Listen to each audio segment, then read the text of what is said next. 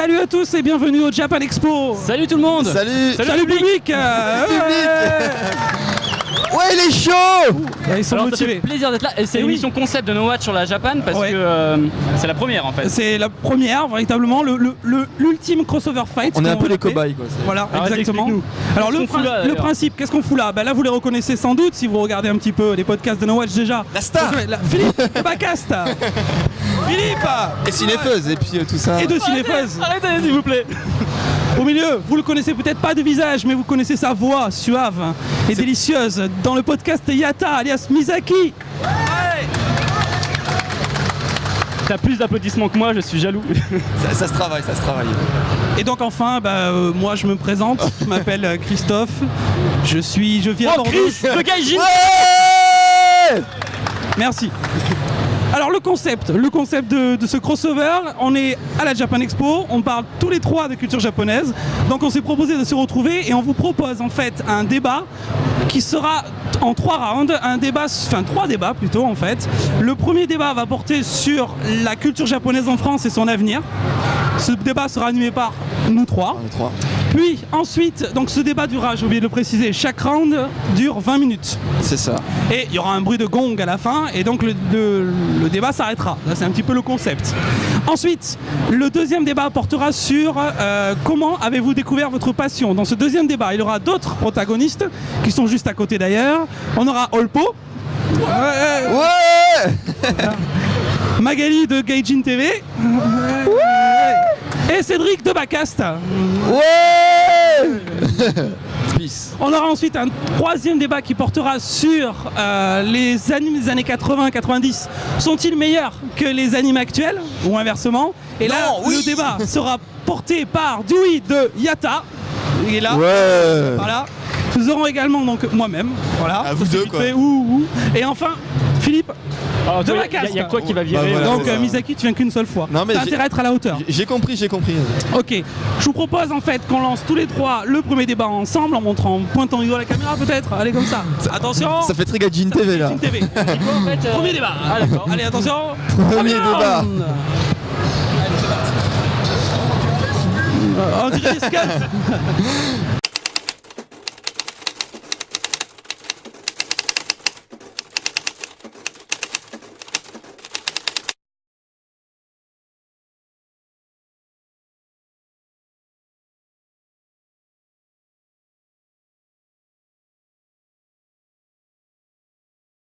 Bien, alors premier débat. Geeking aussi hein. Ouais, on fait tous pareil en fait.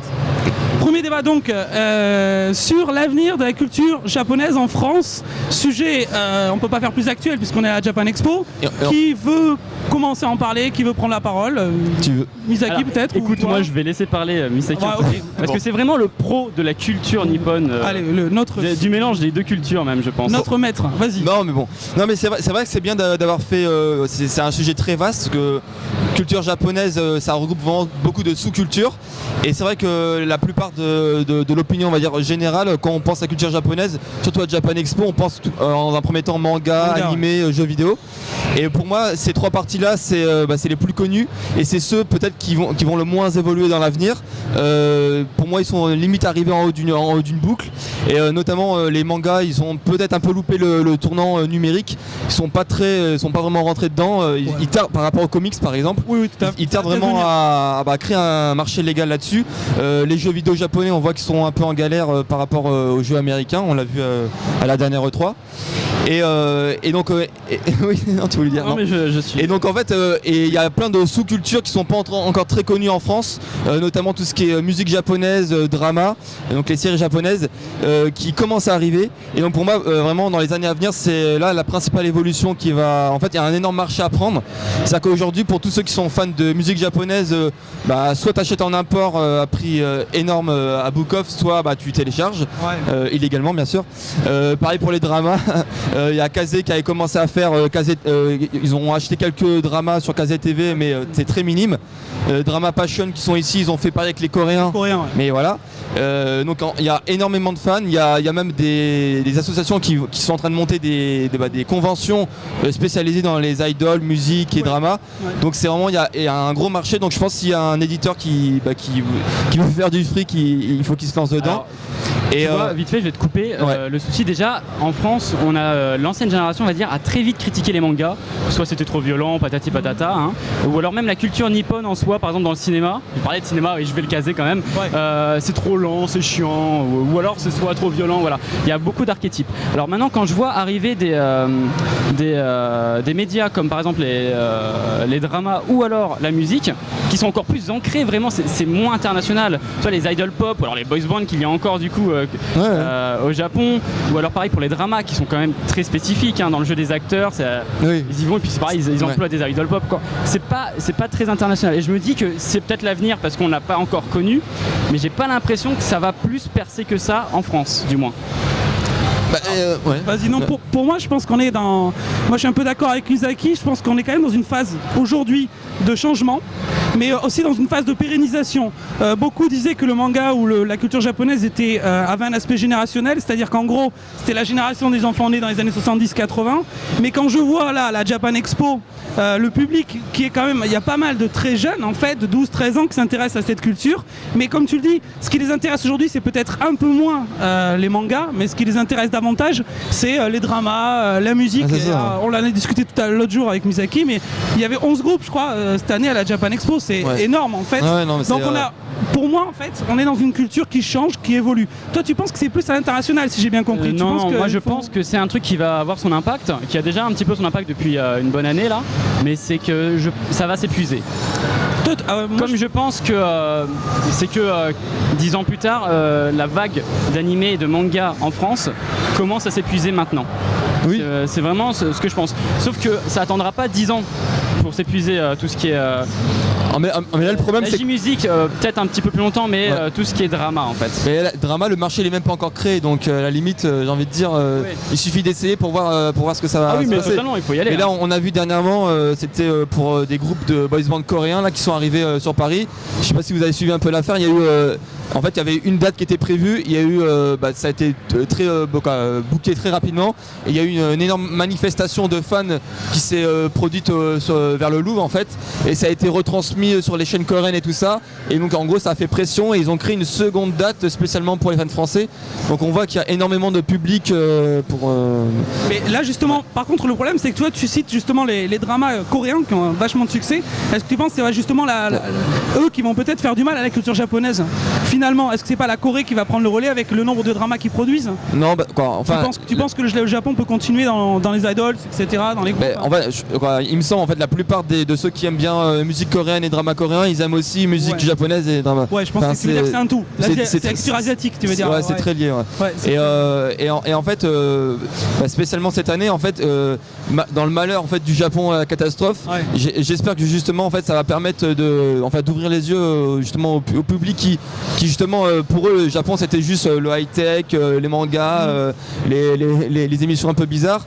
Et peut-être que justement ça va faire ouvrir les yeux sur le fait qu'il y a plein de sous-cultures très intéressantes. Et ça va peut-être les tenter d'aller au Japon, de revenir et en fait s'il y a plein de personnes qui font ce geste là, du coup les éditeurs ou les entreprises ils vont peut-être importer des concepts en France. On a vu par exemple tout ce qui est le Pulikula, c'est un concept très japonais qui a été importé en France. Peut-être leur expliquer, c'est quoi exactement? En fait le Pulikula c'est une sorte de photomaton, mais qui est en fait on peut poser à plusieurs. En fait le concept c'est poser à plusieurs devant des fonds en fait sur fond vert tout simplement. Et il y a des fonds très particuliers, très japonais. Et en gros, après, on a une sorte de plaquette autocollante qu'on peut découper avec ses amis pour coller sur son téléphone portable, son cahier, n'importe quoi. Et en gros, c'est très populaire au Japon. Dans toutes les salles d'arcade au Japon, il y a des Pulikula. Ouais, c'est vrai que ça cartonne. Ça. Surtout sur les filles. Hein. Ah, les filles, oui, ça a un impact. Et en fait, donc là, énorme. il y a une société qui s'appelle Japan Pix qui a importé ça en France. Ça fait 2 ans, je crois, ils sont présents à la Japan Expo. Vous pouvez les retrouver d'ailleurs ici. Et en fait, voilà, donc il y a plein de concepts qui vont peut-être ramener au fur et à mesure en France et justement le grand public va de plus en plus découvrir autre chose que manga, jeux vidéo, animés. Enfin moi c'est ce que j'espère parce qu'il y a plein de choses intéressantes au Japon. Oui, le Japon a une énorme culture. Alors moi j'ai l'impression que ce qui va se développer par contre de plus en plus, c'est la culture même du Japon, plus traditionnelle, le voyage. Maintenant, tu as dans les bouquins de low cost le choix du Japon. Quand je dis low cost, ça reste quand même le Japon, c'est loin. Ouais. et c'est cher là-bas parce que les hôtels c'est un petit peu une couille, mais tu vois cette volonté maintenant de partir au Japon. Je croise de plus en plus de personnes qui veulent partir au Japon, c'est de plus en plus accessible. Voilà, c'est un truc qui motive le plus les gens et je pense que c'est ça qui va donner une sorte d'ampleur maintenant dans les années prochaines sur de la culture japonaise en France. Mais ouais, en fait, il y a beaucoup aussi d'idées reçues parce qu'il y a plein de personnes en fait qui partent aux États-Unis. Pour eux, les États-Unis, c'est proche de chez nous. Et à chaque fois, on imagine le Japon comme très très loin, hors de portée, etc. Alors qu'au final, en termes d'heures d'avion, Los Angeles, c'est plus loin que Tokyo, quoi. Donc, mais je parlais vraiment d'offres, hein, parce qu'il y avait de la demande, je pense. Mais c'est qu'on parlait du rêve américain. Excuse-moi, je te coupe, mais on parlait du rêve américain. Mais aujourd'hui, je crois que sur la tranche 15-25, un des pays qui attire le plus, je crois que c'est le Japon. Il est passé devant les États-Unis. Hein. Donc c'est quand même un pays qui attire énormément. Hein. C'est un peu plus mystérieux. En fait, on connaît moins de personnes dans son entourage qui vont au Japon. Donc quand on dit je vais au Japon, on fait ouais, c'est vrai, tout ça. C'est vrai qu'il y a beaucoup de monde qui est attiré. Donc l'avenir pourrait se situer là-bas. Alors finalement, ce serait le fait d'aller là-bas, s'exporter nous-mêmes. Mais attends, excuse-moi, je reviens juste sur le manga parce qu'il y a un truc. Le manga, tu sais qu'il va pas très bien, mais quand même, aujourd'hui en France, c'est presque la moitié, je crois, des ventes de BD. Donc c'est quand même un très très gros marché. Moi, je pense que le manga a encore pas mal d'avenir. Mais ouais, non, en fait, faut savoir que la France, après le Japon, c'est le second pays qui importe du manga. Ouais. Mais même au Japon, en fait, le manga, c'est en phase de déclin. C'est-à-dire que par rapport aux années 90, avec l'essor du Shonen Jump, avec les Slam Dunk, Dragon Ball, tout ça. T'as raison. Ouais, voilà. Et maintenant, en fait, les jeunes au Japon, c'est plus karaoké, etc., que manga. Et en fait, en France, il y a eu une période où il y avait vraiment un large choix. Maintenant, en fait, limite, les éditeurs, ils privilégient la quantité à la qualité. C'est-à-dire que tous les mois, il y a presque 50 sorties au total. C'est impossible de tout suivre. Ça, c'est partout pareil. Dans l'anime aussi, c'est la même chose. Voilà. Et donc, au final, et on voit même qu'ils augmentent les prix. Ils augmentent beaucoup les prix. Ouais, et au final, pour une personne un étudiant, on va dire, il peut s'acheter 2 mangas dans le mois. Même toi, avec ta rubrique casse manga, à chaque fois tu conseilles si tu as 10 € dans le mois, qu'est-ce qu'il faut acheter? 10 €, c'est très cher en fait. Hein, oui, mais maintenant, un manga, c'est 10 €. C'est souvent 10 € avec des belles éditions, tout ça. Alors que Japon, c'est quand même moins cher. Ouais. Bon, ça, ça, on n'en a pas parlé, mais c'est vrai que le prix, moi, je trouve aussi que ce serait un autre débat, mais le prix joue vachement sur la diminution de la consommation. Et tu comprends aussi pourquoi il y a beaucoup de monde qui font du scantrad, du fansub illégal, quoi. Mais on peut pas les éclater là, les mecs à côté là. Commence à nous saouler. Le souci, c'est que le manga devient un objet de luxe maintenant, parce que c'est très français ou même européen de la collection. L'idée de la collection de luxe. Or, normalement, le manga à la base, c'est quoi? C'est la BD de poche en fait. C'est ça. Bon, même s'il y a quand même des collectionneurs au Japon, ils font des belles éditions. Et c'est vrai que là-bas, il y a la culture de la prépublication aussi, qui est pas la même. Ils lisent ça, ils le mettent après partout. Déjà, en fait, au Japon, il y a beaucoup de personnes qui consomment manga uniquement avec les magazines de prépublication. Donc en fait, ça, je sais pas si tu avais fait un débat là-dessus, mais en tout cas, les magazines de prépublication au Japon, ça coûte rien en fait. C'est une misère, c'est fait sur du recyclé. T'achètes, tu lis, tu jettes à la poubelle. Et le manga, même au Japon, même relié, coûte pas très cher comparé à nous. On se ruine, comme tu dis. C'est très français la conception bande dessinée, côté luxe. C'est le gars qui s'assoit dans son canapé et qui lit sa reliure cartonnée. J'ai rien contre ça, attention, hein, mais ce que je veux dire, c'est que nous, au Japon, c'est vrai que c'est une consommation très rapide, quoi. Dire que le truc se jette à la poubelle. Ils lisent ça dans le métro, ils vont s'asseoir. Bon, les reliures se gardent quand même. Les Japonais, les collectionneurs gardent les versions reliées. Mais dans le Shonen Jump, il va à la poubelle à la fin de la lecture, quoi.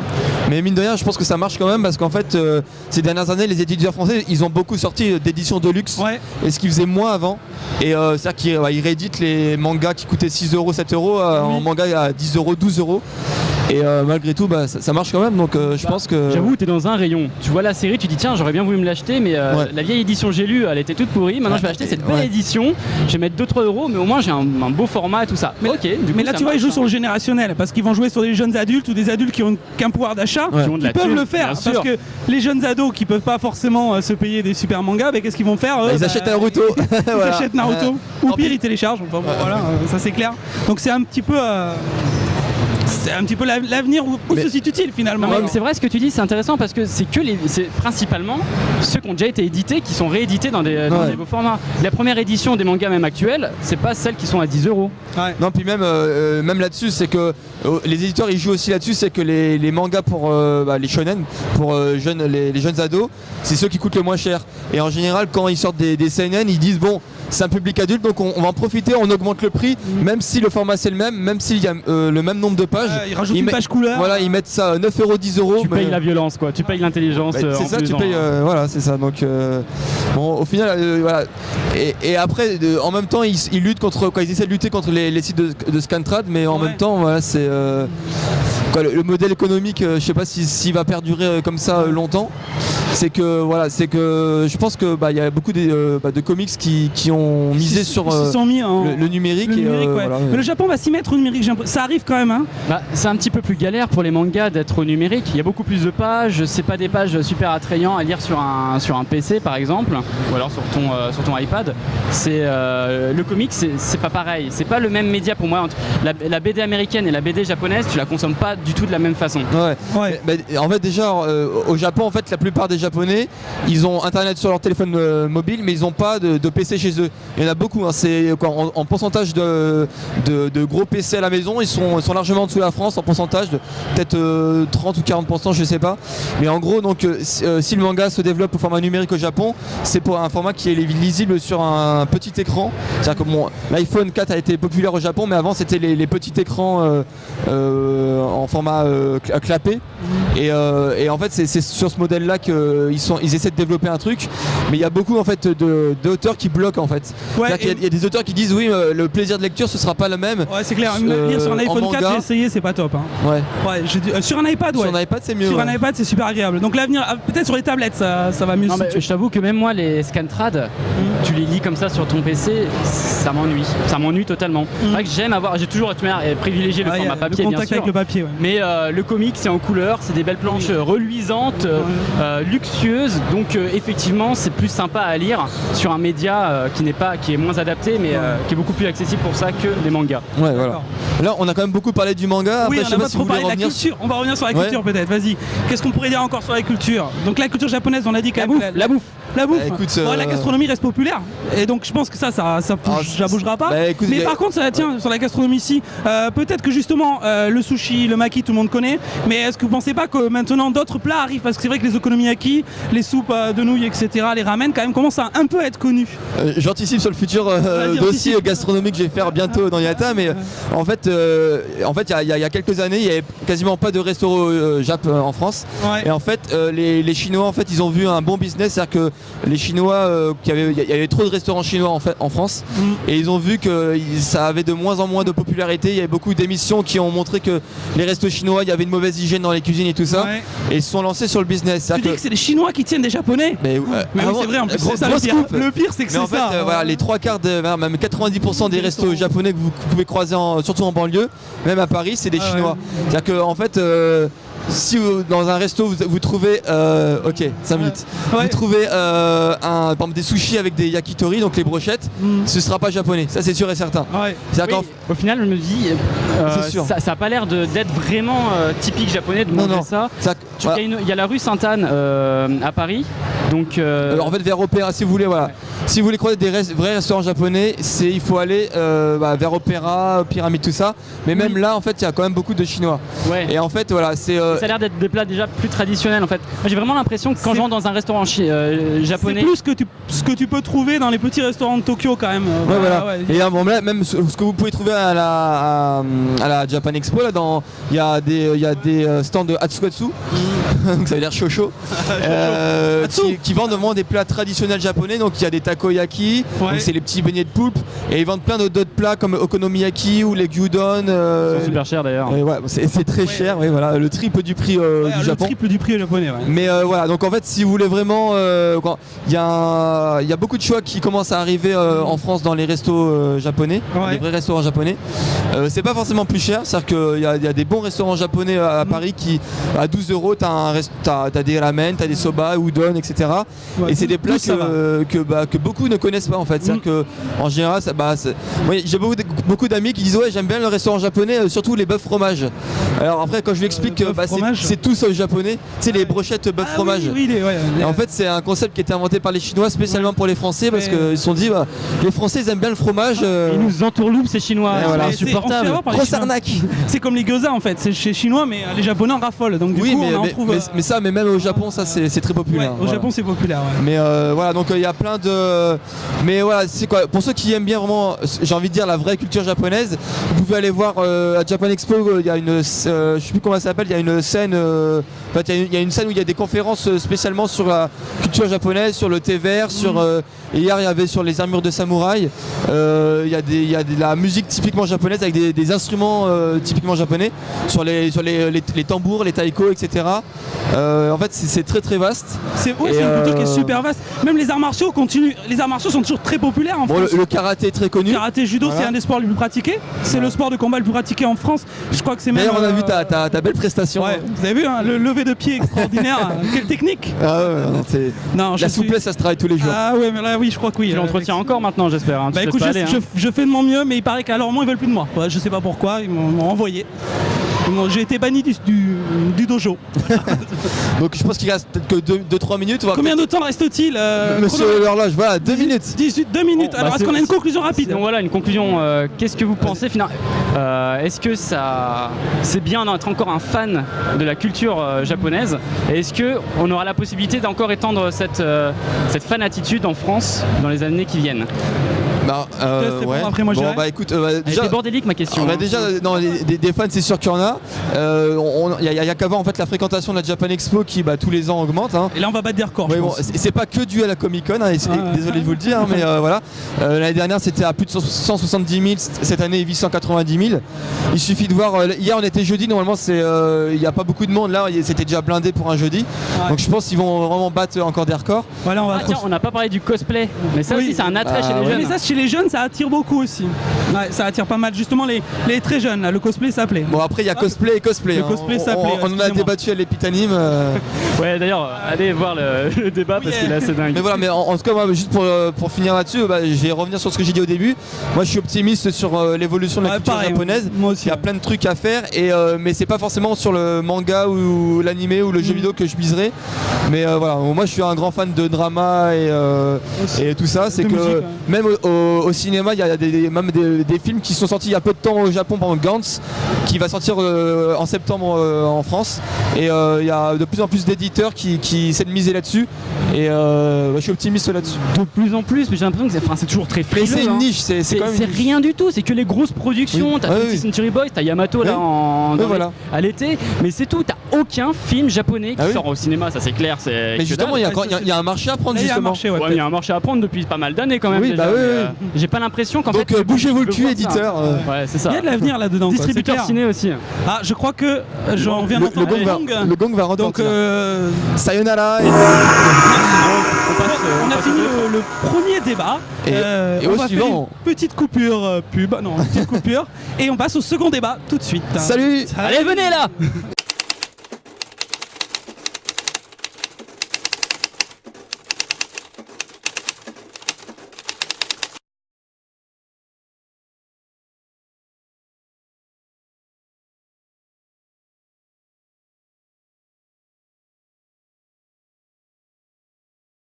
Pour ce deuxième débat, je suis entourée de 2 jeunes garçons, donc j'ai beaucoup de chance. On va parler de la passion de la culture japonaise, donc justement toi, comment tu as découvert cette passion pour... tu nous présentes même pas en fait. Mais si, mais ils vous ont présenté, t'es Alpo de Hayata. Bah oui, mais on entend que ma voix. Je me présente tout seul, je suis Cédric de Bacast, bonjour. J'ai trop bonjour à l'habitude tous, d'être en podcast Alpo vidéo. de Yata, heureux d'être là. Bah moi tout le monde me connaît, hein, Magali. Bon, peut-être. Magali de Gaijin TV. Et puisqu'on m'a posé une question, je vais donc vous répondre. Alors comment j'ai connu les mangas? Alors vous allez sûrement vous moquer de moi, mais j'avais 11 ans. Donc je vais vous passer la période Club Dorothée et tout ça. Et j'ai connu les mangas sur une disquette de photos pornographiques. Donc ça va vous paraître un peu... Mais qui c'est ce type? Bah c'est vrai. C'était des photos hentai et je me suis dit putain mais c'est vraiment pas mal dessiné ce truc. Qu'est-ce que c'est? Et c'est là que je me suis dit bah tiens je vais commencer à lire des mangas pour rigoler. Et donc j'ai commencé avec des dojinshi, des trucs hentai, J'avais 11 ans quoi. Et voilà, c'était ma première introduction au manga. Et donc je vais vous laisser parler de votre première introduction au manga. Donc après toi, puisque tu es la fille. Eh bien écoute, moi je vais être très original parce que contrairement à toi, ce qui me plaît le plus dans la culture japonaise, c'est la généralité. J'ai connu grâce au manga bien sûr comme tout le monde, grâce au anime aussi, mais la deuxième partie de ma passion en fait s'est révélée au Japon l'année dernière quand je suis partie découvrir ce magnifique pays et j'ai été sublimée par les paysages, par la culture, par les gens et c'est vraiment ça qui m'a touchée chez eux. Mais après c'est vrai que pour moi le manga et les animes ça reste une facette, comme l'a dit Misaki, de la culture japonaise quoi. Ouais bah moi en fait ça a été bien plus classique clairement parce que bah, ça a été d'abord le Club Dorothée comme tout le monde donc Dragon Ball Z et autres Sailor Moon dans son animes, uniforme voilà, serré. Sailor Moon et tout, Nicky Larson, ça a été les grands classiques et j'ai eu une pause après jusqu'à mes peut-être 13-14 ans où j'ai un pote qui m'a dit tiens regarde ça c'est sympa, il m'a montré 2-3 fonds d'écran et c'était les premiers fonds d'écran de Naruto et sur le coup j'ai fait oh la vache ça pète, c'est classe un peu et il me dit ouais c'est un manga et ça a été adapté en anime. Je fais un manga adapté en anime, ouais super, sinon à part ça c'est quoi et il m'a montré un peu ça. Il y avait à ce moment-là une vingtaine ou une trentaine d'épisodes qui étaient sortis mais en sub à ce moment-là c'était encore c'est pour ceux qui connaissent la The Steam et la Mirage Team et c'est comme ça que j'ai vraiment attaqué mes premiers mangas parce que quand on commence à regarder un peu les teams de fansub on a toute la communauté qui va derrière donc on a les fansubeurs et puis de fansubeur en fansubeur on passe de team en team et forcément on découvre de nouveaux animes etc et après ça s'arrête plus quoi. On perd toute notre vie à chercher des nouveaux animes J'ai été dans une team de fansub à un moment.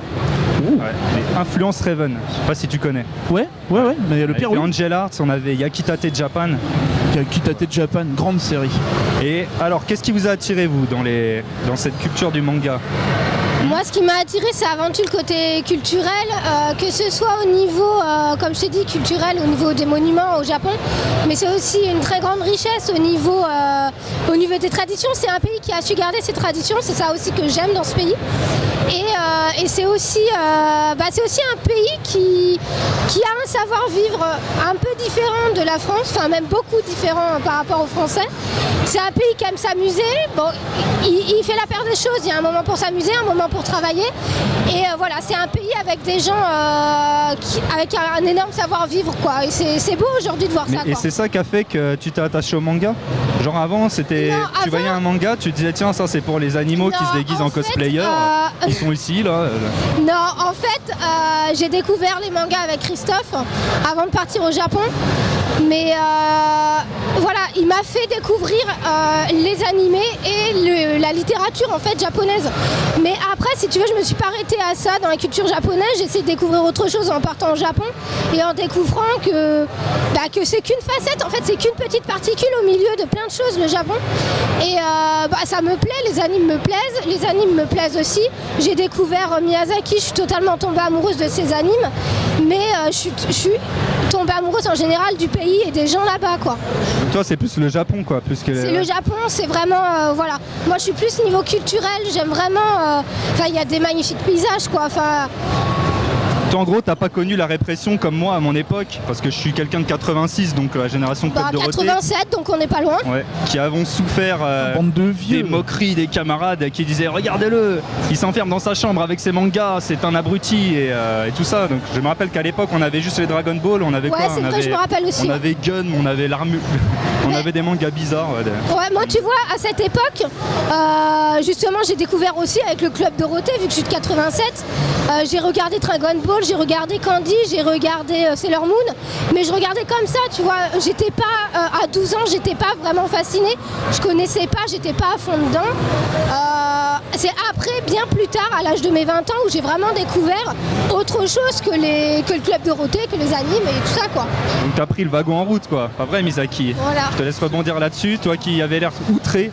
Non, mais c'est vrai que moi j'ai eu cette impression-là en fait, vraiment quand on est tout petit et qu'on se met à aimer les mangas, on a l'impression d'être un peu un ovni. C'est, y en a pas. Moi je sais que dans ma famille et dans mes amis, je leur parlais de manga, je leur parlais des trucs basiques, Naruto, Bleach, des trucs qui étaient pour moi super connus et élémentaires. Ils me faisaient Naruto quoi, Bleach, non, pour des sacrés bestioles. Et c'est vrai qu'avant d'arriver sur cette génération internet, le partage et tout ce qui est maintenant Japan Expo, j'avais l'impression d'être un peu cloisonné tout seul dans mon coin avec mes animes et 2-3 personnes sur internet.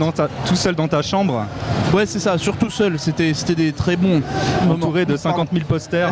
Ouais, non mais c'est ça, c'est vrai que je me suis un peu senti seul par moment, jusqu'au moment où t'as toute cette communauté qui se débloque. Surtout la première fois que je suis arrivé à Japan Expo, ça a été une révélation quoi. Je m'attendais pas à voir autant de monde, je me dis putain, c'est la première fois qu'ils faisaient ça à Villepinte, donc c'était gigantesque, il y avait toute une salle et je me dis putain, ils sont tous comme moi quoi, c'est tous des fans, c'est tous des gens qui aiment ça et sur le coup ouais, ça fait super plaisir parce qu'on se dit en fait non, on n'est pas seul, il y a toute une communauté autour de ça. C'est vrai que moi à l'époque j'avais pas perçu que c'était un sujet totalement à part parce que bon comme je t'ai dit, moi j'étais pas au départ quand j'avais 12 ans, je connaissais les mangas, les animes, mais j'étais pas je regardais comme ça parce qu'il y avait que ça au Club Dorothée et que c'est vrai que c'est la première qui a diffusé les mangas, les animes à la télé. Et c'est vrai que tu vois, tu m'apprends un truc en me disant que c'était un sujet de moquerie. Moi, j'ai pas perçu ça comme ça parce que j'étais pas comme vous, j'ai pas découvert cette passion très jeune comme vous, quoi. Mais t'étais une fille aussi, c'est différent. Ouais, peut-être c'est ça, écoute. On pardonne beaucoup plus de choses aux filles. Nous, on apprenait à voler en même temps que Sangwan, je sais pas si tu te rappelles, dans l'épisode où il se met comme ça et qui fait la force là pour essayer de voler. On faisait des kamehameha sur les filles et tout. Mais moi, en regardant sous leur jupe. Moi, en fait, j'ai une question à vous poser, c'est justement, vous êtes fan de manga, d'anime depuis très longtemps.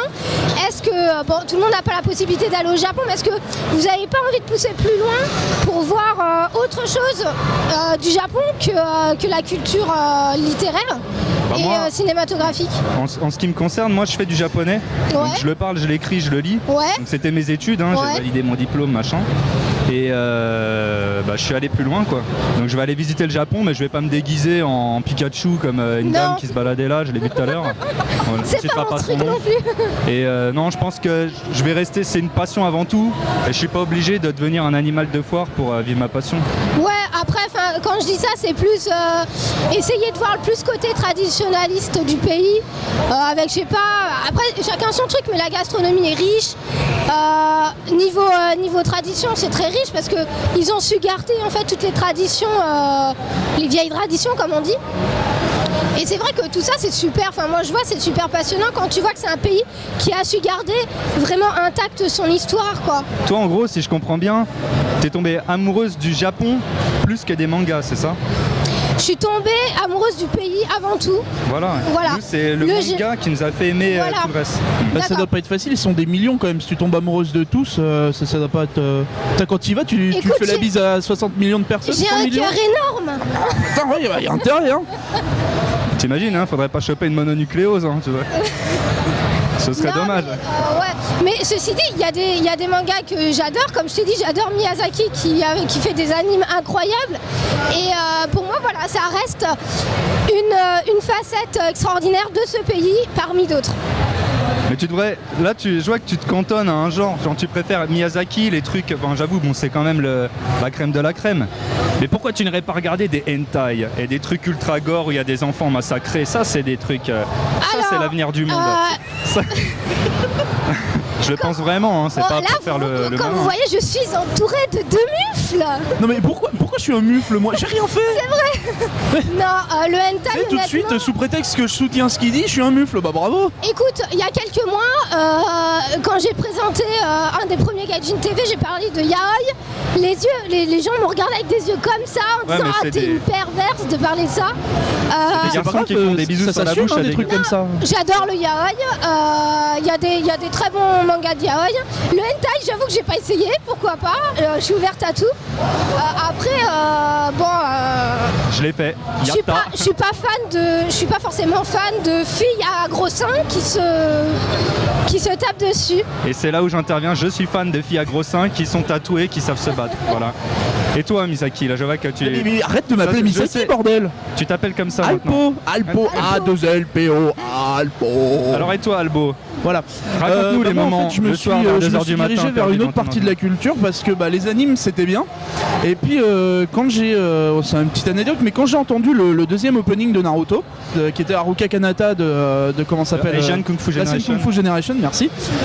J'ai eu un déclic et je me fais putain, il est bien ce générique, il est même tellement bien que ça fait 10 fois que je l'écoute en boucle. Si je m'intéressais un peu au reste.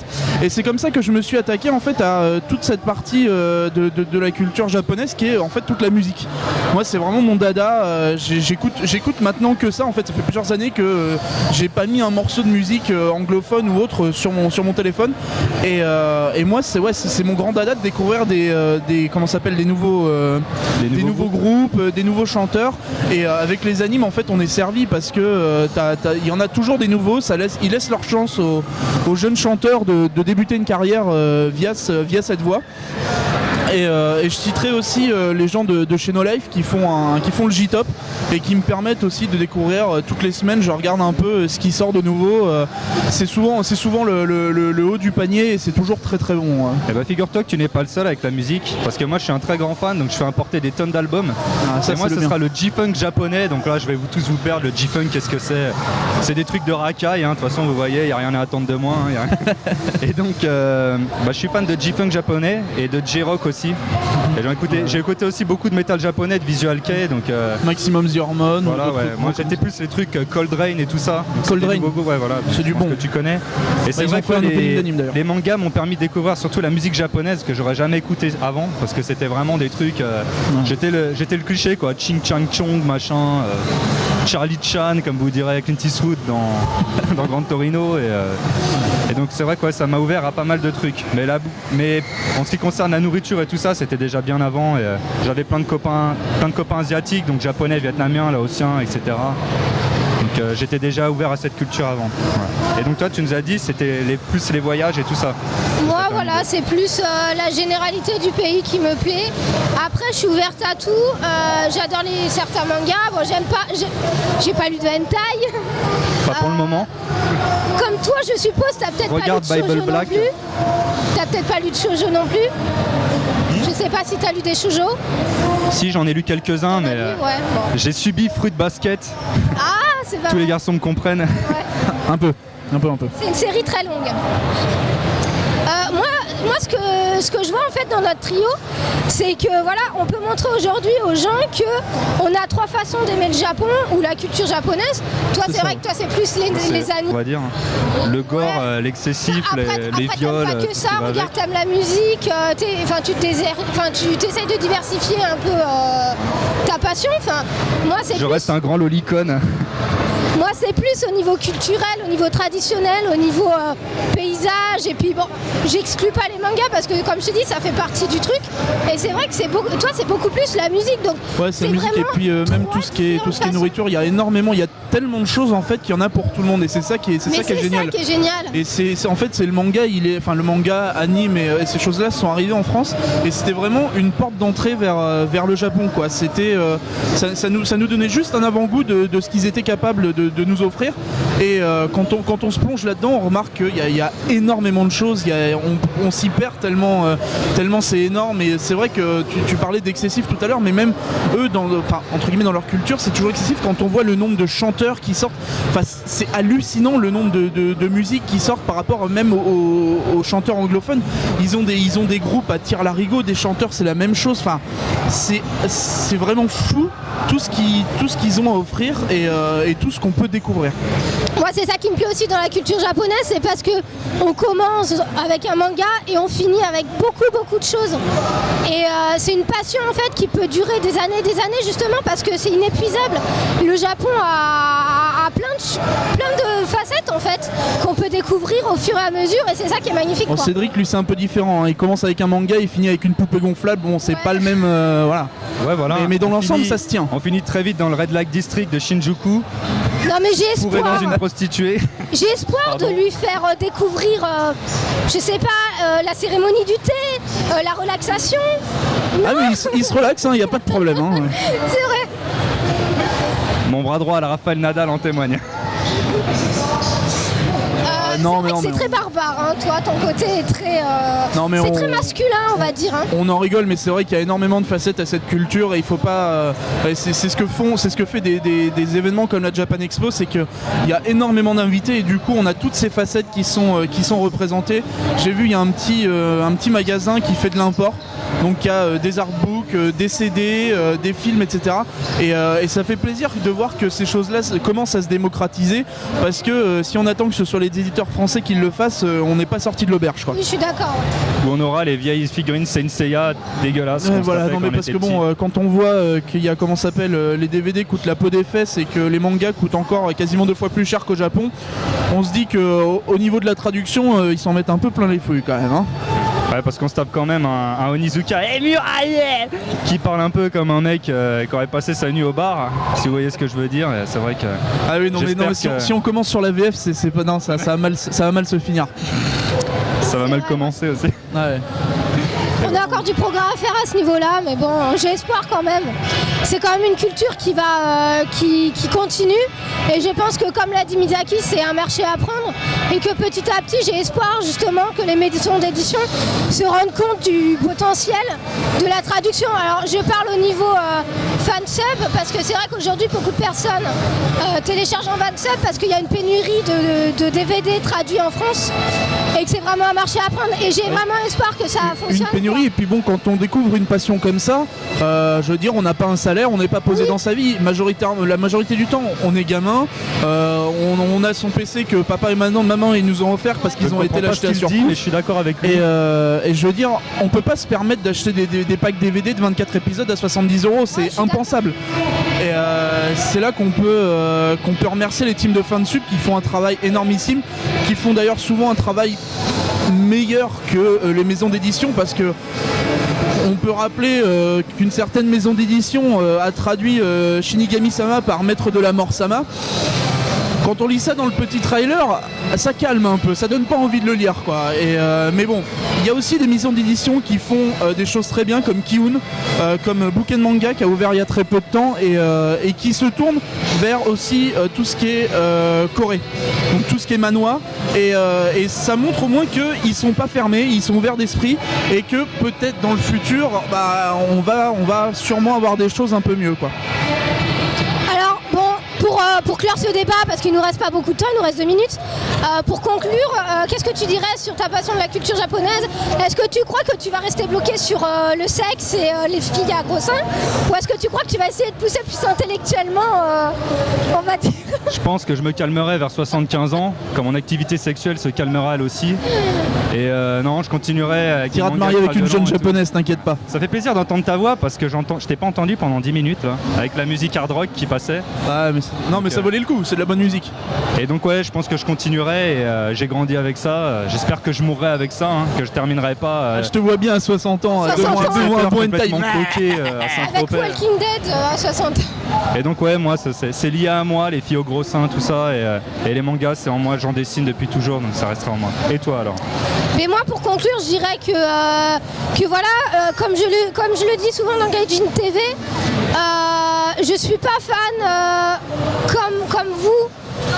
Comme vous êtes fondus, vous deux, de manga. Il n'y a pas qu'un moyen d'être fan, donc voilà. C'est pas... Donc, ce que je voulais dire, c'est que, d'accord, One Piece ou Naruto, c'est pas mon livre de chevet, mais j'aime des mangas, enfin, j'ai connu grâce au manga aussi, grâce au anime, mais je fais partie peut-être d'une nouvelle génération qui se tourne vers la tradition du Japon, vers... Génération que j'ai appelée la génération Death Note, parce que c'est ce manga qui a tout lancé. Ah non, par pitié, non.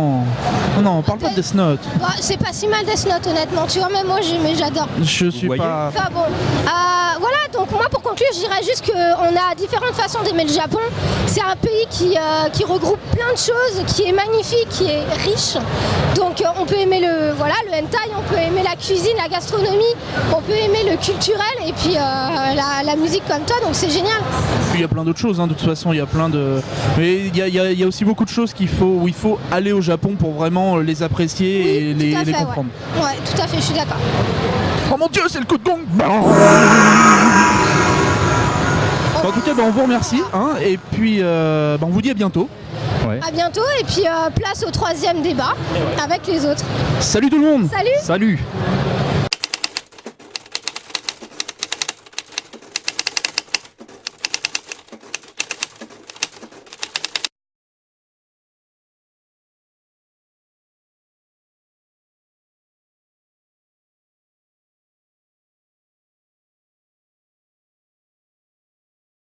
Alors on passe maintenant au 3e débat. T'as vu, je me suis fait un petit brushing Ouais, sympa. moi j'ai pas trouvé le mien. Hein Je suis magnifique. Moi j'ai pas trouvé la perruque orange. Je savais que t'allais vite, mais enfin bon, bref. Ça fait plaisir de t'accueillir avec nous, Dewey fait plaisir de d'être Yata. là. Franchement, c'est beaucoup d'émotions. Ouais. Et alors le débat. Est-ce que vous trouvez que les animes des années 80-90 sont meilleurs que ceux d'aujourd'hui? Oui. Non. Alors, Merci, le débat est terminé. Non, C'était vas-y. sympa, merci. Pardon. Vas-y, Louis. C'est pas fini. Non, fatalement, j'ai été bercé dans les années 80-90 parce que je suis né en 85 et je suis un très très gros fan de Dragon Ball Z parce que je suis pas un gros fan de Dragon Ball. Et c'est vrai que fatalement, tous les animés actuels, je les compare à Dragon Ball Z ou à d'autres, à Captain Tsubasa, etc. Et pour moi, il n'y a toujours pas d'équivalent. Il y a beau avoir de très bonnes séries comme Naruto, Bleach, etc. Mais pour moi, ça atteint pas le niveau de Dragon Ball Z. Alors moi je vais me faire un petit peu l'avocat du diable par rapport à ce que tu viens de dire. Est-ce que justement le fait que tu les aies découverts à un certain âge, très jeune, ça va pas ajouter aussi au plaisir que tu avais de les découvrir dans les années 80-90? Parce que quand on découvre des dessins animés enfants, ça crée une certaine émotion. Et est-ce que là, vu que tu es adulte maintenant, tu as plus de recul et le regard que tu as sur les séries actuelles est un regard qui est peut-être plus critique et plus dur? Même en ayant regardé toujours Dragon Ball Z récemment, parce que j'ai tout racheté en DVD, j'arrive toujours pas, je sais pas, il y a quelque chose, il manque tel personnage, il manque tel truc, il manque les décors, les habits, il y a vraiment une magie qui manque. Pourtant, textuellement, Dragon Ball Z, c'est quand même... Voilà, c'est 3 combats dans toute la série, il y a quand même des gros blancs. C'est une animation qui est quand même super longue parce qu'ils font durer. Oui. Mais c'est pas très loin quand tu regardes tu as un Dragon décor Ball Z, en vrai. on est en train de se les mater avec Cédric, Dragon Ball Z. Ouais. Plaisir coupable, puis c'est nostalgique. Et il y a des épisodes, ils sont tellement bien animés, c'est tellement bien foutu que tu te dis mais qu'est-ce qu'ils foutent avec Naruto et compagnie, avec leur 3D qui ne servent pas à avancer le schmilblick au final. Quand tu vois ce qui a été fait 20-30 ans avant, ça sert à rien. C'est la magie du numérique. Ça. Alors moi j'ai envie de te dire, du coup maintenant on est plus dans cette idée de 3D parce que c'est rapide à faire, dans l'idée de surproduction, de la surconsommation. Et comme tu le disais très très bien, on n'a plus de personnages iconiques. Et moi je vais pas m'arrêter à Dragon Ball Z. Regarde, on n'a plus de séries comme Escaflowne, Cowboy Bebop ou toutes nos autres séries dans Cowboy Bebop, ça s'adresse clairement aux fans des années 80 en plus. C'est une série qui est véritablement tournée pour le... Pour ma part, c'est une série un peu intemporelle parce que ça brasse beaucoup de culture dans beaucoup de... Je trouve que ça parle quand même pas mal. Les amateurs de Cowboy Bebop, je les connais, c'est tous des trentenaires ou des quadras qui adorent, qui ont une nostalgie des années 80. Bon, enfin bref, vas-y, je t'ai coupé. Tu vois, moi, Cowboy Bebop, j'ai connu quand peut-être j'avais 16-17 ans, donc j'avais quand même mon regard. Un petit peu de recul, presque adolescent, presque adulte. T'avais mué? Ah oui. Oui, j'avais mué à cette époque-là. J'avais la chance de pas être trop en retard. Donc, c'est vrai que c'est des séries qui marquent, puisque les personnages sont très bons, la réalisation est très bonne. Tout est vraiment nickel dans cette série, c'est pour la prendre en exemple. Maintenant, tu n'as que des animes concept. D'ailleurs, on a tout fait déjà, on sait plus trop quoi faire. On va essayer de trouver un concept qui n'a pas été exploité. On va blinder de 3D, de conneries. Dès le premier épisode, on va en faire un foutraque pas possible. Et au final, ils en oublient de le développer, ce concept, et ils en oublient de créer des personnages attachants. Parce que moi, j'ai plus de séries actuelles où j'ai envie de regarder 100 épisodes, quoi. Alors, moi, je vais carrément m'inscrire en faux. Je ne suis pas d'accord. Objection. Côté personnage iconique, c'est vrai, vous avez raison, Dragon Ball, c'est des personnages iconiques. C'est vraiment des personnages que moi j'adore aussi. Mais tu vois, là, à l'heure actuelle, je suis rentré depuis quelques années maintenant dans One Piece et je trouve que les personnages sont vachement travaillés. Je parle pas du dessin, je trouve que les personnages sont très attachants. Tous ont une véritable personnalité, un vrai caractère. Et je trouve que justement la série, de ce point de vue-là, elle est très bien réussie. Même si je trouve qu'au niveau animation, l'animation est à chier. Ouais, mais ça a 10 ans One Piece. Mais ça a 10 ans, mais ça continue. Ça a 500 épisodes aussi. Ils en sont à 500 épisodes. Et bon, le gros problème, moi je trouve y a quand même la racine. C'est un anime d'il y a 10 ans. Enfin, je sais pas. Ouais, mais il est né dans les années 2000 seulement. Il est assez récent, en 2000-2001 je crois, c'est à peu près le début. Donc c'est fin des années 90 quoi. ouais. Enfin, on va Le manga en tous les cas il a ouais, explosé. le manga il a à peu près 10-12 ans. donc il est quand même du côté des bons. Il est quand même mais du justement côté c'est 90. iconique. Ouais mais ça continue, tu vois. Il y a des personnages attachants et je trouve il a bien joué l'auteur. Alors moi je préfère le manga que l'animé, mais je trouve que les personnages qui sont arrivés plus tard dans la série comme Frankie Brook ont une vraie personnalité. Tu as chaud. Ouais, d'accord. Donc voilà, bon, pour moi c'est les années. Alors, je vais pas dire que les années 2000-2010 sont meilleures que les années 80-90, mais là je pense qu'il y a quand même aujourd'hui des séries où il y a des personnages à fort caractère. Comme lesquelles, à part les grosses séries comme ça. Regarde les séries 13 épisodes, 26 épisodes. Qu'est-ce qu'il y a? Moi j'ai l'impression que c'est 2007, ça a été la grosse rupture. C'est des séries encore iconiques. Ouais. Et après c'est de la consommation. Tiens, bouffer ça. Alors, Tu as des très bonnes séries en 13 épisodes. Hein. Ouais. T'as Hellsing qui est une série géniale 2004. et qui ne fait que 13 épisodes. 2004. Ouais, ouais. Donc tu mets une rupture plutôt vers 2007, enfin 2004-2007. Ouais, enfin moi c'est vraiment des animes Elfen Lied, récents, c'est quelle année Elfen Lied? Je me rappelle pas. Elfen Lied. Je sais C'est pas, dans les années dans les 2000. années 2000, C'est assez ouais. récent. Ouais, c'est- Ah non, c'est Enfin, plus après, ancien. hein. Moi je gère Moi, un peu Elfen Lied donc. Parce que moi j'adore Elfen Lied, donc je croyais que c'était assez récent en plus. Donc bon. Non, il y a pas mal d'années c'est déjà cet animé. Mais non, au-delà de ça, est-ce que tu trouves pas que dans les années 80-90, enfin moi je trouve c'est ça, hein, tu as eu cette génération de metteurs en scène d'animes et d'auteurs qui se sont influencés déjà des pionniers, hein, Gonaga, Yaiji Matsumoto, patati patata, mais qui ont une particularité, c'est que ils ont réélevé l'animation au stade du cinéma. Ils ont mis des codes cinématographiques dans les séries, dans les films, qui font qu'ils ont tous bossé en synergie. Il y a eu des auteurs comme Rintaro, Mamoru Oshii, Otomo. Même techniquement, ils ont utilisé des techniques numériques pour des épisodes qu'avant ils utilisaient vraiment que pour le film quoi. Oui, enfin après c'est l'évolution, c'est vrai, de la technique. Mais je sais pas, avant tu avais une synergie des auteurs et réalisateurs, même des studios au final, parce qu'ils osaient quand même des choses que maintenant tu n'as plus. Bah, tu penses qu'ils s'autocensurent, mais tu penses qu'ils se restreignent. Il y a moins de créativité, tu penses? Ah mais carrément, regarde Madhouse. Les studios Madhouse, ouais. C'est peut-être l'un de mes studios fétiches, mais ce qu'il est devenu, à part Mamoru Hosoda qui fait La Traversée du Temps et Summer Wars, qu'est-ce qu'il y a? Il y a des productions Marvel qui n'ont pas d'âme, qui sont froides à gogo. Là hier j'ai vu le premier épisode de X-Men, j'attendais parce que X-Men c'est quand même mon préféré des Marvel. Et ouais c'est beau, c'est clinique on va dire au niveau de l'image, mais ils veulent rentrer dans un modèle maintenant. Ça ressemble à rien. Ils veulent faire de l'argent, donc ils prennent un modèle, on sait que ça marche. Tel personnage il va dire ça, il va faire ça à tel épisode, et puis comme ça on va pouvoir faire environ tant d'épisodes, on va pouvoir gagner tant d'euros ou tant de dollars par épisode, et ça devient ça. On est dans une période, c'est vrai que le mercantile a pris un peu le pas sur le créatif en fait, c'est ce que vous voulez dire. Les créations originales, les ovnis, il n'y en a plus quoi. Parce que le but du jeu c'est de rentabiliser, donc on prend un truc qui marche, on le balance, ça marchote, parce qu'honnêtement voilà, les gens ils bouffent, hein, c'est les moutons, et pas plus quoi. Alors, moi je vais essayer de pas rentrer là-dedans. Enfin, je vais juste vous dire une chose. Par exemple, si on prend les studios Ghibli, ça fait depuis très longtemps que toutes leurs sorties sont des succès. Le dernier en date, c'est Arrietty. On peut pas dire que là, il est de mauvaise qualité.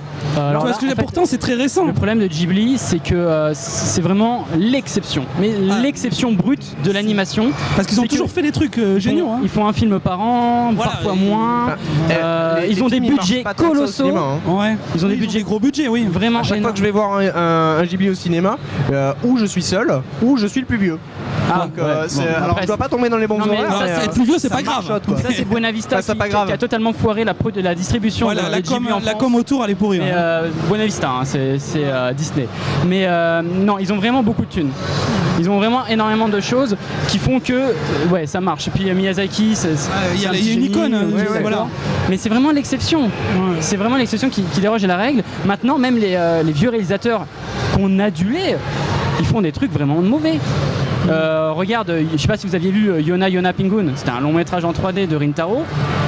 Vraiment pas terrible. Il y a Mamoru Oshii là, qui nous a fait quand même Ghost in the Shell, Pat Labor et compagnie. Ouais, c'est pas n'importe quoi. Qui fait que de la merde, hein. Faut l'avouer maintenant, c'est que ça. On a que des icônes comme ça qui se fatiguent, qui vieillissent, et la génération n'est pas du tout, la génération suivante n'est pas du tout assurée. J'ai l'impression qu'ils sont dans l'ombre. Le seul qui marche encore, c'est Hiro Mashima. Le seul qui marche encore, c'est Hiro Mashima, qui continue à produire du contenu, mais c'est toujours un peu pareil, mais en attendant, ça continue à marcher. Ouais, bien sûr. Donc il y a quand même quelques œuvres qui finalement continuent quelques auteurs et quelques œuvres qui continuent de marcher. Donc le problème c'est le renouvellement en fait. Vous pensez qu'il n'y a pas la créativité qu'il y avait dans les années 80-90 largement. On va faire nos vieux cons. Non mais honnêtement c'était c'est mieux des copies quoi. C'est vraiment du carbone copie. Tu prends Naruto, tu regardes Dragon Ball derrière, tu dis mais c'est exactement la même chose à part que ça a été fait 20 ans avant quoi. C'est la même chose. Naruto c'est un branleur, Sangoku aussi, ou Goku. Ses pouvoirs augmentent en fonction des ennemis. Ah c'est marrant, comme Sangoku. C'est. Disons Bleach, que c'est exactement la même chose. Tous les shonen maintenant, ils sont dans l'ombre de Dragon Ball Z parce que ça a vraiment. Dragon Ball ou autre, il a tellement influencé. Mis les bases, ouais, ça a influencé. Moi, Bleach, c'est du post Senseiya et Naruto, c'est du post Dragon Ball Z. C'est exactement ça. D'ailleurs, je vous conseille un petit jeu qui est disponible en import sur, je crois que c'est GameCube ou je sais plus quel, Wii, qui s'appelle Battle Stadium Dawn, D-O-N. C'est Dragon Ball, One Piece et Naruto dans le même jeu. C'est un jeu de baston et je vous le conseille vraiment. Mais c'est là où vous allez vraiment voir, oui, c'est de la copie. Juste après, il y en a eu un meilleur qui est sorti, c'est Shonen Jump Ultimate Star. J'ai pas testé. Oui, sur DS. C'est sur DS. Ouais. C'était toutes les stars du Jump on avait au moins 50 de personnages. Et là, ça devient vraiment flagrant que c'est des Luffy copies. contre Sangoku. Donc les années 80, c'est mieux. Exactement. Ouais, alors vas-y, dis-nous, c'est quoi les dernières séries par exemple qui t'ont marqué et que tu achèterais à 50 € le coffret méga collector quand il sortira en France? Fais-nous rêver. Moi je ne ferai pas rêver parce que je n'achète quasiment jamais de séries en anime. En fait je suis beaucoup plus sur le format papier, c'est vrai, je suis beaucoup plus fondu du manga. Mais des séries animes qui m'ont fait triper effectivement, elles sont un peu plus anciennes, je les ai découvertes récemment, je te parlais d'Elfen Lied. Je pensais que c'était beaucoup plus récent que ça, tu vois, je suis assez surpris. Violent, donc ouais. Et donc je suis un vieux con aussi finalement. Non, j'achèterais plutôt des coffrets Summer Wars, tout ça. J'achèterais aussi plutôt du Satoshi Kon, mais c'est pareil. C'est ancien aussi, donc finalement, moi je pensais plutôt sur les longues séries. Je voulais juste revenir sur ce qu'on disait tout à l'heure, je parlais de l'âge, mais est-ce que vous pensez pas aussi que ce qu'on nous a proposé comme série dans les années 80-90, c'était pas des blockbusters? C'est-à-dire ce qui marchait au Japon était automatiquement transféré genre sur Club Dorothée ou n'importe quoi comme vous voulez en fait. Bon, et donc on avait quoi? On avait Dragon Ball, Hokuto no Ken, on avait on en avait ces séries-là, un paquet, quoi, mais on avait quand même que les blockbusters, ce qui cartonnait déjà au Japon. Et aujourd'hui finalement on a un petit peu de tout et c'est plus difficile de trouver de la qualité, mais il y en a quand même de la qualité. Oui, sur la quantité, heureusement. Mais il y a beaucoup plus de quantité, donc sur la qualité, mais elle est toujours minime. Ouais. Et en soi, il n'y a pas le chef-d'œuvre. Voilà. Et moi, j'ai plus de chef-d'œuvre. Actuellement, tu as très peu de séries qui sont. Il y a aucun. Les Summer Wars, par exemple. Oui, mais ça, c'est un. C'est un parlais des film. longues séries. Ça, Ouais. c'est un film. Oui, mais ça on est dans l'anime aussi. C'est un film qui a de la thune Ouais. et qui est vraiment intelligent. Moi, j'adore Summer Wars. C'est pour moi un grand film. C'est le dernier chef-d'œuvre que j'ai jamais vu. Mais voilà, t'as quoi? T'as ça. T'as peut-être le prochain Satoshi Kon et t'as les Ghibli. Bon, et encore, c'est Goro Miyazaki Mais derrière en le série, prochain Ghibli. Oui, ouais. Mais honnêtement, on sait en même pas ce série. que ça va donner. Allez-y, en série, vraiment mais voilà, actuellement. en série, En série, moi j'ai pas de. T'as que dalle. Même t'en as pas un. J'ai One Piece que j'adore, mais One Piece c'est comme vous dites, ça a déjà 10 ans. Ouais. Et ils sont à 500 épisodes Honnêtement, et je trouve que T'as l'animation pas de est pas série bonne. en 2010, tu regardes pas Qui de. commence? Qu'est-ce qu'il y a comme série en 2010 qui commence? Honnêtement, moi il y en a au moins deux. Au moins. Qui moi m'ont fait rêver. Il y a Aono Exorcist, donc la review de Blue Exorcist qui est disponible en simulcast, donc légalement, et Deadman Wonderland. Voilà. Moi, Deadman Wonderland, Alors, j'ai trouvé que D'ailleurs, ça je s'essoufflait vous trop vite. conseille quoi. demain, Tu trouves ça demain assez à souffle, Japan toi Expo à 11h, à 14h ou 14h30, il y a la diffusion non censurée du premier épisode Enfin. que j'irai voir. Ouais, bah ça, on en a parlé. Mais ça, c'est un autre débat, ça. Justement, tu parlais de Deadman Wonderland. Justement, moi, je trouve pas que ça s'essouffle, tu vois. Je trouve que justement, c'est une série qui a déjà du caractère, de la personnalité, et c'est assez récent. Et une bonne animation en plus, qui est pas toujours le cas dans les séries récentes. Ah, c'est con qu'il n'y a pas Cédric parce qu'à chaque fois il me tabasse quand je lui dis que je ne suis pas fan de Deadman Wonderland. Bon, Cédric, viens. Cédric, viens nous voir. Non, mais Cédric. clairement, Deadman Wonderland, je dis pas que c'est une mauvaise série. Ouais, mais tu trouves que ça s'essouffle par exemple? Bah ça s'essouffle. J'ai peut-être dit un peu trop vite, c'est juste que moi dès le concept, ça s'essouffle. Ouais, Est-ce que t'as lu les bouquins? Dès le premier épisode, Moi j'ai commencé par les bouquins. Moi ça aussi. s'essouffle. J'ai lu le premier tome. Bon, ça reste quand même bien fidèle. C'est pas la série a pris des libertés, mais bon, moi. La série a pris des libertés, mais à la rigueur, c'est des libertés que j'aime plutôt. Ouais, au moins ça te fait découvrir la fin de l'histoire plus vite, quoi. Mais non, mais clairement, Dead Man Wonderland, je pense que c'est une bonne série, mais. Tu sais qu'il y a Pluto qui va être adapté en animé. Oui, je sais, ouais. Pluto c'est fini hier soir d'ailleurs. C'est Urasawa aussi, enfin, c'est pareil. Bon. Là, oui. Là, c'est pareil. Là, c'est qui adapte C'est quel studio qui s'attaque à Pluto? Bonne question. Bonne question là, parce qu'il faut aussi qu'ils réussissent l'animation. Mais après maintenant. Aujourd'hui, il faut vraiment du fric en fait, c'est ça que vous voulez dire. Voilà, une bonne série aujourd'hui, il faut beaucoup de thunes. Je pense pas qu'il la faut, mais c'est eux, ils s'imposent une sorte de standard, une norme. Si on met pas assez de thunes pour que ça explose ta rétine à la télé, et ben ça va pas. Et du coup, ça va marcher. Plus t'as de thunes, les Japonais ils sont connus pour se débrouiller sans trop d'argent et ils font souvent des miracles.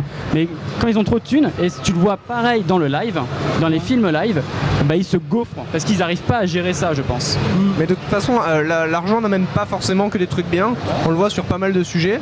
Et donc, par exemple, hier, j'étais allé voir un film à très très gros budget que je te remercie de m'avoir conseillé. Je me suis clairement fait chier. Pourtant, j'ai vu dans la même semaine un film qui avait 20 fois moins de budget et que j'ai beaucoup plus apprécié. L'argent n'amène pas forcément que du bien et dans les animés, ça se confirme très souvent. Il faut de la créativité aussi. Donc c'est pour ça que même Ghibli qui a beaucoup d'argent. L'idée, ça n'a pas de prix, faut être clair. Ouais, l'idée, ouais. Mais il faut quand même un bon soutien logistique pour la développer aussi. Ouais. Mais ça, c'est le problème aujourd'hui. Tous les studios n'ont pas forcément les mêmes moyens. C'est vrai. Mais moi je me mets à la place des jeunes. Enfin moi quand j'étais gosse, ado, j'adorais avoir. Il y a 2 ans. J'adorais avoir pas si longtemps. des posters dans ma chambre, des séries mythiques, tout ça. Même encore maintenant, si on me le permettrait chez moi. J'ai vu ton poster de Sailor Moon. Et tous ces posters hentai qu'il a cachés sous le lit. Non, il me les a tous montrés. Non mais s'il te plaît, ça j'ai une pièce exprès. La pièce hentai, d'accord. Non mais clairement, avec les objets. Je ne vois pas c'est quoi la série où je m'identifierais, où j'arriverais à rentrer. Ouais, mais t'as plus le même âge aussi, peut-être qu'en tant qu'adulte, tu vas pas t'identifier tu vas pas jouer à faire Senseiya mais ou comment à tu balancer les Kamehameha. Je découvre des séries vieilles. Arrête, on a tous fait Kamehameha quand on était gamin. Ah mais moi j'en fais encore aujourd'hui, qu'est-ce que tu dis? J'ai une coiffe Sonic s'il te plaît. Non, je découvre encore des séries d'époque. Ouais. Que j'adore, que je trouve merveilleuse, que j'avais pas vu avant. Oui, donc regarde, je vais t'en conseiller une. Oui, les voilà. Wacky Races. Exactement. On n'est plus dans le moment. Satanas et Diabolo. Ah non, là c'est plus un manga, mais ça n'empêche que c'est très bien. C'est de l'anime. Mais voilà, c'est ça l'idée, c'est que maintenant j'ai l'impression que c'est plus des adaptations forcées de manga qu'on vous balance, comme Dead Man Wonderland. Et voilà, il n'y a plus vraiment beaucoup d'œuvres originales. Toi, il y a Gainax qui va refaire une série là. Ouais. Elle motive beaucoup de gens. Moi, elle me laisse un petit peu de. Honnêtement, il va falloir arriver à prendre Alors, il fallait que je place thermomètre, donc il va falloir arriver à prendre la température avec le thermomètre. Il fallait que je place arachide, donc je suis désolé. Je placerai arachide dans la phrase. Tous. Alors, thermomètre, que 2 mots à placer. Arachide, c'est bon. Si t'as une super série, t'as eu Panty and Stocking. J'ai pas entendu. Panty and Stocking. À tes souhaits. Moi, je peux pas. Je vais pas culotte à placer, mais je le dis quand même. D'accord. Mais c'est très très dur d'arriver à placer des mots. Oui, c'est pas facile. Quand c'est dans mon podcast personnel, j'y arrive, mais là, c'est très dur. Bon, et sinon, mais justement, par rapport à ce que tu disais. Tu as été minable. Par rapport à ce que tu disais tout à l'heure, tu disais t'arrives pas à t'identifier. Est-ce que justement, ça fait un petit peu écho à ce qu'on disait dans le premier débat, où on disait justement que maintenant la culture japonaise, alors je te le dis pour toi qui était un peu plus à côté, la culture japonaise arrive maintenant par d'autres biais. Donc, est-ce que finalement, vous pensez que l'animation est morte carrément? L'animation japonaise est-elle morte? Bah non, parce qu'ils ont de la thune à mettre dedans. Faut juste des cerveaux. Ouais, mais au niveau de la création, est-ce que vous pensez que c'est mort? Non. Il y aura des adaptations, mais non. Est-ce qu'il y a aujourd'hui un auteur qui pourrait relever le flambeau? Un auteur, je sais pas. Un auteur, un studio. Bon, il y a Ghibli toujours, mais Ghibli c'est éternel. Moi je t'aurais dit récemment le successeur de Hoshi pour Ghost in the Shell, Kenji Kamiyama. Mais il m'a. Là je vais en parler dans le prochain Backcast. Il a fait Eden of the East, qui est une pure daube insupportable. Et c'était vraiment un mec très très bon. Il avait fait Serena Moribito, tout ça. C'était vraiment une nouvelle génération. Je me suis dit tiens c'est bon, la génération est là, c'est bon, on va avoir des super réals. Il y a Takashi Koike là, qui a fait Redline. Il y a le mec qui a fait tout ce qui est Trava Face Planet, qui a fait Panty and Stocking comme je disais. Oui, il y a des gens qui sont là. Donc on peut estimer qu'il y aura peut-être une relève quoi. Moi je pense que c'est pas fini. Oui, après il faut pas qu'elle soit limitée. Il faut pas qu'elle s'engouffre dans la thune à faire des trucs que commerciaux. On en reparlera dans Japan Expo 13. Ouais, Japan Expo, le 24 on y sera encore. Ouais, c'est possible. 24e impact en papy. Ah non, on sera pas trop. J'espère que je serai mort d'ici comme un cosplayer. Alors, tu te rappelles, dans les années 2000, c'était vachement bien. C'est vrai. Bon, alors, on approche du gong, je crois que c'est en train de diminuer. Votre conclusion, peut-être, à chacun sur alors, anime années 80-90 qu'on trouve actuel, bilan pour toi. Moi, je dis privilégier quand même les histoires, les personnages originaux. Regardez, c'est quand même intéressant ce qui se passe dans l'actualité, mais clairement, on retrouve pas pour l'instant depuis 3-4 ans la patine, que ce soit de visuelle, authentique, et le charme des anciennes séries. Des grosses séries comme Evangelion par exemple. Evangelion, on n'a plus des trucs comme ça. Non, moi c'est dans les vieux pots qu'on fait les meilleures confitures. Ouais, pour toi, c'est ça. Bah, moi je suis aussi un petit peu d'accord. Je dis privilégier aussi la découverte des anciens animes dans les années 80-90. Il y en a eu très très bons. On peut encore en découvrir et en redécouvrir.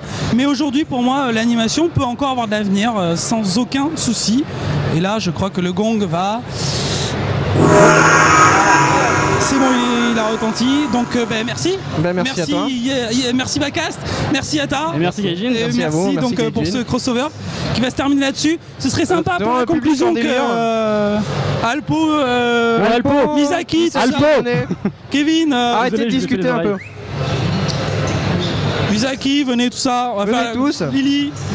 Bon, il y a Cédric qui nous a lâché parce qu'il allait à la conférence de Métal Hurlant. Non, Cédric est parti, donc voilà. Sur mes genoux. Une petite conclusion sympathique. Alpo, viens sur Si mes tu genoux. sens quelque chose de dur, c'est normal. Si tu sens quelque chose de dur. Arrêtez de marcher sur les micros. Viens, monsieur. Venez, on va se serrer. On va se serrer. Donc, merci pour ce crossover déjà. Merci à vous. Vous voyez qu'en podcast, la concurrence n'existe pas. Hein, Oui. Mais non, Aimons-nous les uns les autres. non, faisons l'amour s'il vous plaît. D'ailleurs, alors, parle de ça. je voulais Bien, faire... moi aussi, je vais... Ça me fait plaisir. Freex ou Freakis Ah, Freebuzz.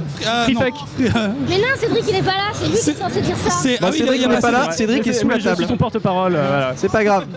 Il est parti vérifier le contenu de sa disquette. c'est ça. De sa disque. Ah oui. Exactement Non, ça. mais je sais pas s'il l'a pas encadré celle-là, parce qu'on en a toujours parlé. Il est parti voir les lolis de 14 ans, sérieux. C'est ça qui est bon. Et puis là, il est servi, il n'y a pas de problème, il y a tout ce qu'il faut. Bon, et bien écoutez, dans sa main. Allez, on va vous laisser. Au revoir et puis à donc, tous. au revoir et à un prochain crossover. Espérons à plus. Ciao.